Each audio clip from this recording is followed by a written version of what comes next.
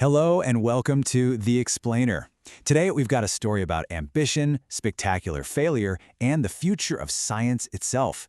And it's all tied together by one single powerful name. Yeah, we're diving into three totally different, just monumentally ambitious projects. And somehow they all share that same name, Genesis. So on one hand, you've got this incredible future European satellite that's going to map our planet down to the millimeter. And on the other, the wreckage of a NASA probe that came crashing back to Earth from the sun, a failure so epic, by the way, it literally changed how we think about accidents. And just to make things even more interesting, there's a third one, a new American project, also called Genesis, but this one is all about dominating the future of artificial intelligence. Okay. So, a crashed probe, a super precise global map, and an AI arms race. What on earth connects these things? And what does it tell us about where science and global competition is headed? All right, let's get into it. We're going to tackle each piece of this puzzle, and we'll start with the pretty dramatic story of that first Genesis mission. All right, so let's rewind to 2001. NASA launches this mission that sounds like something out of science fiction. Really. The plan? Go to the sun and bring a piece of it back home.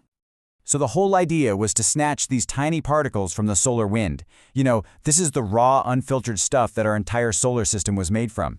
It's like going back in time to get the original chemical blueprint of, well, everything. So, after 3 years out there collecting samples, the return capsule comes screaming back to Earth. And the plan for the landing was, it was straight out of a Hollywood movie. A helicopter was supposed to swoop in and snag its parachute right out of the sky. But there was one tiny problem. The parachute never opened. So, how does something like that happen? How do you miss something so critical? Well, to explain this total catastrophe, investigators use this really fascinating idea called the Swiss cheese model. Okay, so picture this.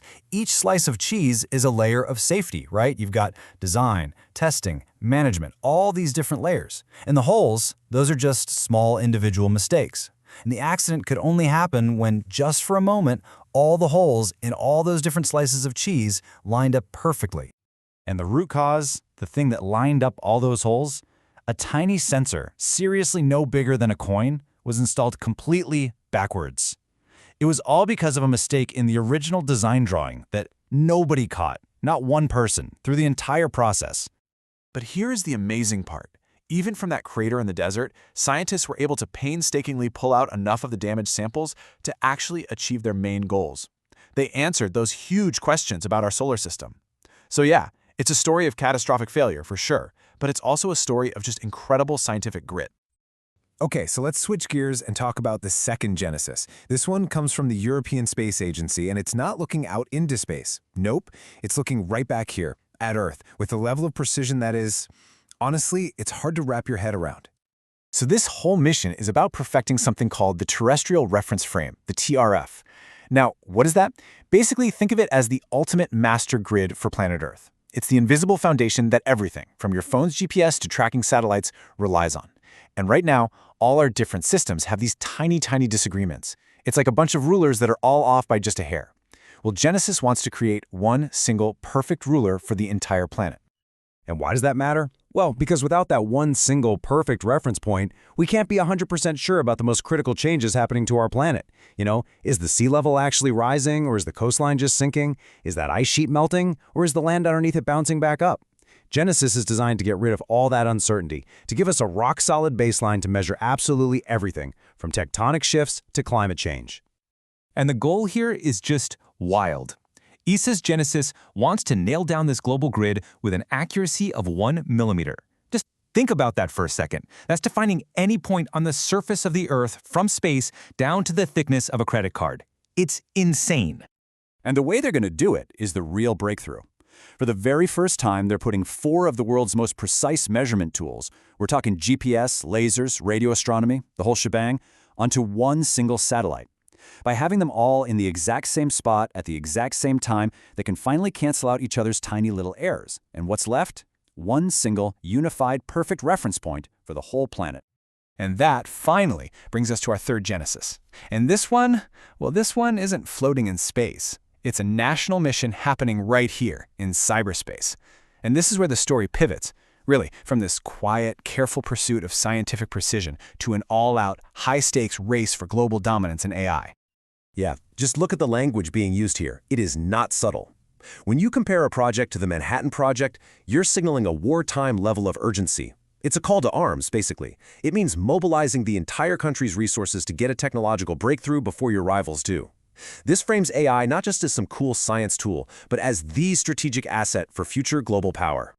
So, what's the actual plan? Well, the US wants to build this massive, integrated AI platform, and then they're going to feed it decades of federal scientific data. We're talking one of the largest treasure troves of information on the planet. The goal is to train these incredibly powerful, unique AI models that can just supercharge American discoveries, and everything from medicine to energy to national security. It's all about making sure America stays #1 in the AI race, especially with rivals like China breathing down their neck. But a grand vision like that comes with a huge price tag, and I don't just mean money. The promise, of course, is a whole new age of innovation. But the problem? The absolutely staggering amount of energy this will take. Training these monster AI models requires a mind-boggling amount of electricity, so much so that it could seriously strain the US power grid, and that could become a massive bottleneck in this whole race for technological dominance. So here we are, a crashed space probe, a perfect map of the world, and a frantic AI race. 3 totally different missions, all with the same name. So what is it? What's the thread that ties all of this together? Well, the name really isn't a coincidence at all. If you think about it, it's really a reflection of human ambition itself. Each Genesis project, in its own way, gets at a core theme of what we're always trying to do. NASA's mission? That was the search for our literal origins. ESA's mission? That's about building a brand new foundation for how we see our planet. And America's AI mission? Well, that's being sold as a new beginning for how we do science, period.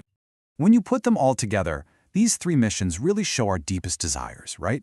To understand where we came from and to build the future. But that story of the first Genesis, the crashed probe, that's a huge warning sign. It shows how one tiny, overlooked mistake can bring the whole grand plan crashing down. And that leaves us with a really big question for this newest Genesis, the AI one. As America and the world race for AI supremacy, are we actually building a new, stronger foundation for humanity? Or are the holes in the Swiss cheese already starting to line up for a failure that could be way, way bigger than just one crashed space probe?